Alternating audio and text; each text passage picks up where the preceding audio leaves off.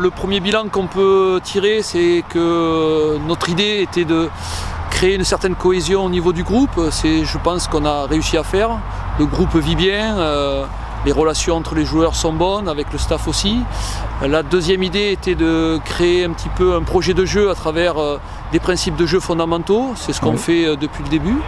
Donc de ce côté-là aussi, les garçons commencent à assimiler certaines choses intéressantes.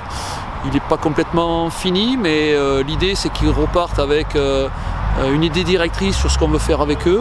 Et pour cela, ils s'investissent pleinement dans la tâche.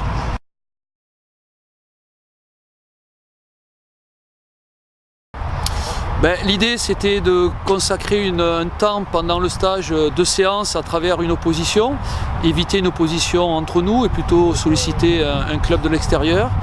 Effectivement, on a choisi des U17 niveau régional parce qu'on souhaitait avoir une opposition déjà de qualité, avec de l'intensité, du rythme, qu'on puisse avoir dans le jeu des choses à travailler et être parfois peut-être même en difficulté.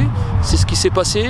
Les joueurs ont répondu pleinement à nos attentes, déjà dans l'engagement, dans l'intensité. Oui. Il y a encore quelques réglages à faire, bien entendu, mais c'est plutôt satisfaisant sur ce plan-là.